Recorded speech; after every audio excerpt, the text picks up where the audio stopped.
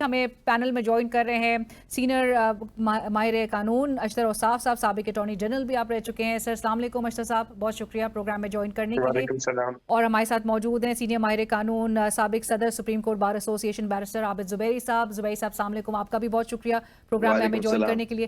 اشتر صاحب، گفتگو کا آغاز آپ سے سر آج کی جو سماعت کے دوران درخواست گزار کے لائک آئی مینشنڈ ان کے وکیل اکرم شیخ صاحب سے سوال ہوا، آئینی بینچ نے ان سے پوچھا کہ کیا وہ 26ویں آئینی ترمیم کو متنازع سمجھتے ہیں، تو انہوں نے اس کا جواب اس طرح سے دیا. انہوں نے کہا کہ میں یہ کہوں گا کہ یہ انڈر چیلنج ہے، اور انہوں نے خود بھی کہا کہ یہ انگریزی کا لفظ جو ہے وہ یوز کر رہے ہیں اور باقی بینچ پر اہل زبان بھی موجود ہیں تو وہ اس کا ترجمہ اردو میں خود کر سکتے ہیں. اب آپ کو اشرف صاحب کیا نظر آ رہا ہے جب اکرم شیخ صاحب کہیں کہ 8 member bench is not eligible to strike down the 26 amendment, کیا 26ویں آئینی ترمیم واقعی میں ایک کنٹروورشل ایک لیگل سبجیکٹ بن چکا ہے؟ دیکھیے، شکریہ آپ نے مجھے مدعو کیا. اس پہ جو پینڈنگ کیسز ہوتے ہیں ان کے اوپر کامنٹ کرنا بالکل مناسب نہیں ہوتا. And I don't generally comment on the pending matters. Zuberi صاحب بھی میرے خیال ہے اس بات سے اتفاق کریں گے. آئین کے اندر خود لکھا ہوا ہے کہ پارلیمنٹ جو ہے جب وہ آئین کے اندر کوئی تبدیلی کرتی ہے تو اس کو کسی بھی عدالت میں چیلنج نہیں کیا جاتا. یہ پہلا کوشچن ہوگا which needs to be answered. Number 2، جب 26ویں امینڈمنٹ کے اوپر اتنی ساری پٹیشنز آ چکی ہیں اور سب جید اور قابل احترام اور بہت لرنڈ لائرز اس میں کھڑے ہیں اور آرگیو کر رہے ہیں، تو بالکل یہ ایک ایسی چیز ہے جس کے اوپر کنٹروورسی چل رہی ہے. اگر کنٹروورسی نہ ہوتی تو کورٹ میں نہ آتا. تو اس لیے yes, this is under challenge and it is being heard. بلکہ سپریم کورٹ نے تو کچھ کیسز میں کہا کہ وی آر گوئنگ ٹو جج whether we are going to determine ourselves and nobody is to point out. Justice Jawwad Khawaja کی بھی اس کے اندر اپنی آبزرویشنز ہیں، اور بہت سارے کیسز آپ کو ملیں گے where they will determine whether they have the jurisdiction to hear or not. Right. Zubair صاحب، کیا آئینی بینچ کے بغیر آپ کو لگتا ہے کہ ہمارا جو کانسٹیٹیوشنل جوڈیشل آرڈر ہے وہ پورا نہیں ہوتا؟ یہ جو تفریق ہے کہ آئینی معاملات کی سماعت جو ہے وہ کانسٹیٹیوشنل بینچ میں ہوگی اور ریگولر بینچز جو ہے وہ دیگر معاملات ٹیک اپ کریں گے، یہ ڈائیکاٹمی آف جوڈیشل جورسپروڈنس، یہ آپ کی سمجھ میں آتی ہے زبیری صاحب؟ بسم اللہ الرحمن الرحیم. بہت شکریہ. بالکل میں اس بات کی تائید کروں گا جو اشتر صاحب نے کہا کہ میٹر سب جوڈس، اور میں تو وکیل ہوں، میں تو ابھی اپنے آرگومنٹس بھی کرتا ہوں. وہ آج بلکہ جیسے زمین الدین خان صاحب نے کہا کہ اب تک ایک بھی وکیل نے آئین کے مطابق دلائل نہیں دیے. پھر یہ اس طرح تو نہیں کہا، لیکن اگر کہا ہے تو بڑی ہماری تعریف کی ہے نا، کہہ سکتا نہیں. اب تو ہم لوگ پھر پتہ نہیں، ہم لوگ میں منیر ملک صاحب اور حامد خان صاحب ہم نے 5-6 دن کیا کیا. اگر آئین کے بغیر ہم نے آئین تو پڑھا ہے، آئین کے مطابق نہیں کیا. بات دیکھیں، ابھی جو اپلیکیشن چل رہی ہے ابھی تو میرٹ پہ بات ہی نہیں ہو رہی. ابھی تو بات ہو رہی ہے کہ کس کو سننا چاہیے اس کیس کو، اس پہ دلائل دیے جا رہے ہیں. تو یہ کہنا کہ آئین کی بات نہیں ہوئی، آئین کے تحت ہی بات ہو رہی ہے کہ جی کس بینچ کو سننا چاہیے. اور آج پھر یہ نقطہ زبیر صاحب، آج پھر یہ نقطہ بھی اٹھا ہے کہ عددی لحاظ سے ایک چھوٹا بینچ ایک بڑے بینچ کے فیصلے کو انڈو کر سکتا ہے کہ نہیں؟ نہیں، وہ دیکھیے یہ تو اس لیے پوچھا جا رہا ہے کیونکہ اس وقت دیکھیے جو عددی جو سپریم کورٹ کی ٹوٹل اسٹرینتھ ہے وہ 24 ہے اس وقت، آپ جانتے ہیں. اور یہ لا انہوں نے پاس کیا وہ بھی انڈر چیلنج ہے. وہ پٹیشنز بھی لگی ہوئی ہیں کہ انہوں نے 34 کر دیا ہے سپریم کورٹ کی اسٹرینتھ. تو لوگوں نے یہاں تک کہا کہ پیکنگ آف دا کورٹ کا یہ سسٹم کیا انہوں نے. یہ بات شروع ہوئی جس طرح سے ترمیم کرائی گئی رات کے اندھیرے میں، زور زبردستی کر کے. وہ پچھلے چیف جسٹس نے سہولت کاری کر کے ایک لا ججمنٹ چینج کر کے کہ جی منحرف ارکان کا ووٹ کاؤنٹ ہوگا، اس کر کے یہ 26ویں آئینی ترمیم آئی. اور بالکل آپ نے وجہ فرمایا کہ دیکھیں اس میں ایک ڈائیکاٹمی، ایک ڈویژن کر دی گئی سپریم کورٹ کے اندر کہ صرف جو جج جوڈیشل کمیشن آف پاکستان جس میں اکثریت پولیٹیکل لوگوں کی ہے، ان کے اٹارنی جنرل کی ہے، لا منسٹر کی ہے، جو بھی حکومت کا حصہ ہوتے ہیں وہ، پلس بار کاؤنسل جو ان کے ساتھ چلتی ہیں، جو ان کے وہاں ریپرزینٹیٹو ہوتے ہیں وہ بالکل ان کے ساتھ ہیں، انہی کے گروپ کے لوگ ہیں جو لا منسٹر ہیں.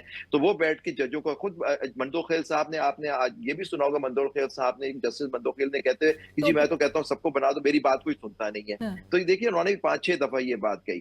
بات یہ کہ آپ نے ایک تفریق کر دی، اس میں آپ کا مقصد تھا کہ جو جج آپ سمجھتے تھے جو آپ کے خلاف جو آپ سمجھتے تھے کہ آپ کریں گے ان کو اس سے باہر رکھ دیا جائے. آپ دیکھیں سینئر جج, اس میں یہ حال ہے ملک کا کہ چیف جسٹس پاکستان اور 2 سینئر ججز ان کے علاوہ وہ کانسٹیٹیوشنل میٹرز ہی نہیں سن سکتے کیونکہ وہ آرٹیکل 191A کے تحت صرف کانسٹیٹیوشنل بینچ کا اختیار ہے.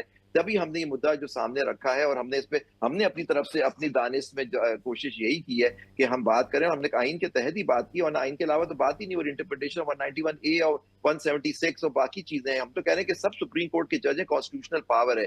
جورسڈکشن آپ اس طرح سے بائیفرکیٹ جو آپ کر دیا, لیکن آپ فل کورٹ کے اندر وہ ابھی بھی آپ لکھا ہوا ہے آرٹیکل 184, 185, 186 کہتا ہے سپریم کورٹ میں یہ سارے ججز ہیں. آپ نے کہہ دیا کہ جی صرف یہ جو بینچ جو ہے وہ آپ نے کانسٹیٹیوشن بنایا, لیکن یہ کہیں نہیں لکھا کہ سارے جج بیٹھ کے اس کا فیصلہ نہیں کر سکتے. یہی بات ہے. اب بات اٹھ رہی ہے, وہ بات پوچھنا بات ہوتی ہے کہ جی کون یہ آرڈر کر سکتا ہے. کئی دلائل پیش کیا اور یہ ہم نے آئین کے حساب سے دلائل دیا, اور ہماری بات ہم نہیں سمجھا سکے تو ہماری کمزوری ہے یہ تو اس میں وکیلوں کی کہ جج صاحب کہہ رہے, اگر آپ میں نے تو نہیں سنا لیکن آپ نے کہا جج صاحب نے جیسے زمین الدین صاحب نے جی آپ کہہ رہی ہیں کہ یہ بات کہ کسی دلائل نہیں جی تو پھر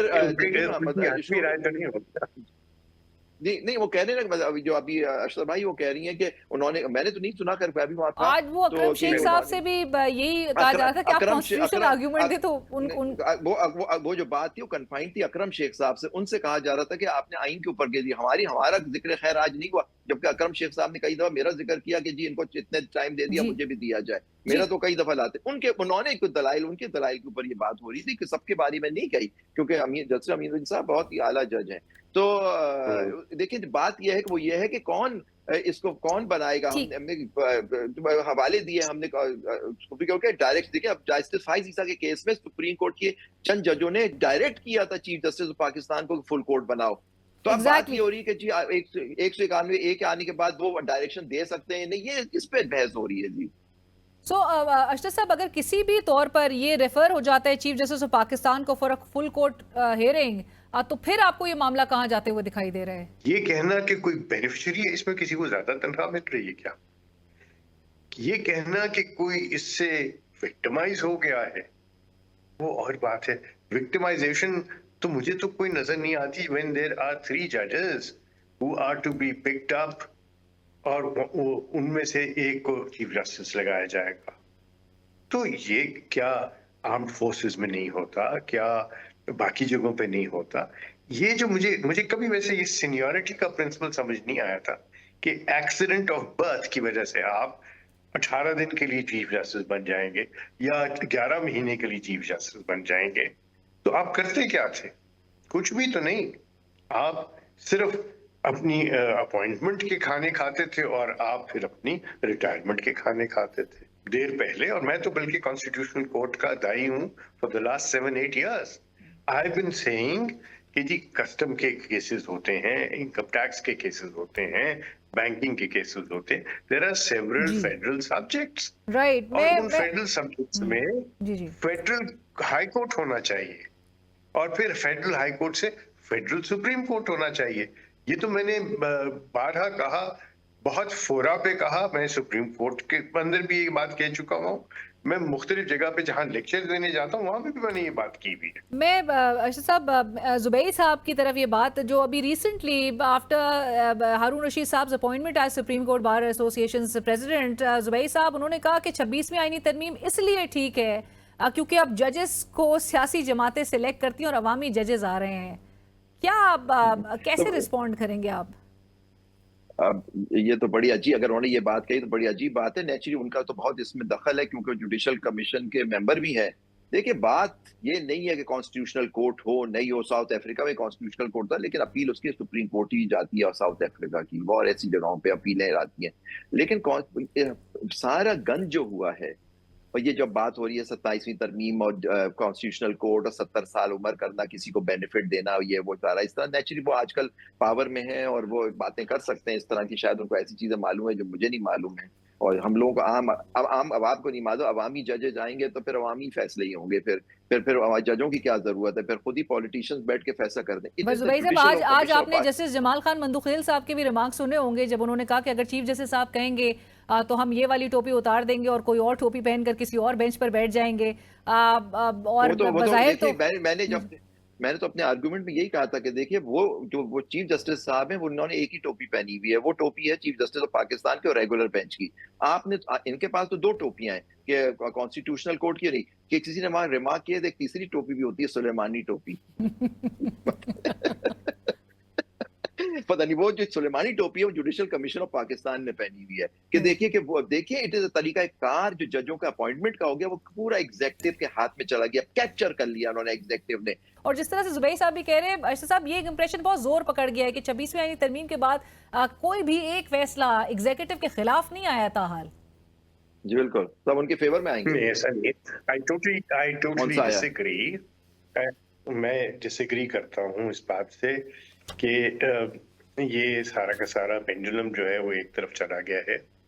دیکھیے میں دائی ہوں، میں اس چیز کا ایڈوکیٹ ہوں، میں اس چیز کے اوپر بہت سالوں سے کہہ رہا ہوں کہ ان سب کے درمیان میں ایک راستہ ہے. پہلے آپ نے صرف ججز کو اختیار دے دیا تھا، پھر آپ نے ایک مکس بنایا، اس مکس میں ججز نے بیٹھ کے اس کو بھی سائیڈ لائن کر دیا. اور سائیڈ لائن ایسے کیا کہ انہوں نے کہا کہ جی پارلیمنٹیرینز کا اس میں کوئی رول نہیں ہے، they will act only as a rubber stamp, جس کے نتیجے میں پھر مزید امینڈمنٹس لانی پڑی. مجھے بتائیے، ہم بات کرتے ہیں سپریم کورٹ اور ہائی کورٹ کی، کبھی کسی نے، میں نے یا آپ نے ڈسٹرکٹ جوڈیشری کی بات کی ہے جہاں پہ سب لوگوں کے کیسز ہوتے ہیں؟ Why are we not talking about that? Why are we not working towards achieving those goals? لیکن اس کے اوپر ایک دن اور بات کر لیں گے یہ، لیکن یہ بہت امپورٹنٹ ہے. I think you should flag it. Secondly, یہ جو بات ہے نا کہ یہ جو سارے سلسلے بن رہے ہیں، میرے خیال میں ایک آل پاکستان جوڈیشل سروس کو بنانے کی ضرورت پڑ گئی ہوئی ہے. جس طریقے سے مقابلے کے امتحان میں لوگ آ کے بیٹھتے ہیں اور وہ پھر مختلف کارڈرز میں جاتے ہیں، اسی طرح جوڈیشری کے لیے آپ کو اسپیشلسٹ چاہیے، مقابلے کے میرٹ کے اوپر آئیں اور ججز کے طور پہ کام کریں. اس کے علاوہ ایک اور امپورٹنٹ ایسپیکٹ ہے، وہ ایسپیکٹ یہ ہے کہ جب جج کو لگایا جاتا ہے نا جی تو پھر اس کو ریموو وہ نہیں کر سکتے جنہوں نے لگایا ہے، وہ پھر ججز ہی ریموو کرتے ہیں. اور آپ نے یہ کہا کہ سمن بکمن کی والی بات نہیں، یہ ایک اچھی چینج آئی ہے where there will be an institutional response. وہ کمیٹی کو اپنے الزامات، I think it's very important. میں تو اس کی تائید کروں گا کہ بجائے اس کے کہ آپ اکیلے یہ رسپونڈ کریں، there will be an institutional response to it. تو سر سابق چیف جسٹس قاضی فائز عیسیٰ کے دور میں جب یہ ترمیم سے ججز کو الزامات کا جواب دینے کی اجازت دی گئی تھی، that was also wrong. I think it was wrong. It was grossly wrong because it was in contradiction to the other code of conduct جس کے اندر لکھا ہوا ہے کہ ججز جو ہیں وہ اپنی ذات کے معاملات میں سامنے نہیں آئیں گے. Right sir. اور رسپونڈ نہیں کریں گے، پبلک کی بات نہیں کریں گے. I think this is important. Response should be institutional and robust. Response should be institutional and robust. Thank you so much اشتر صاحب، زبیر صاحب. اور اسی کے ساتھ ہی کل تک کے لیے اجازت دیجیے. اللہ حافظ.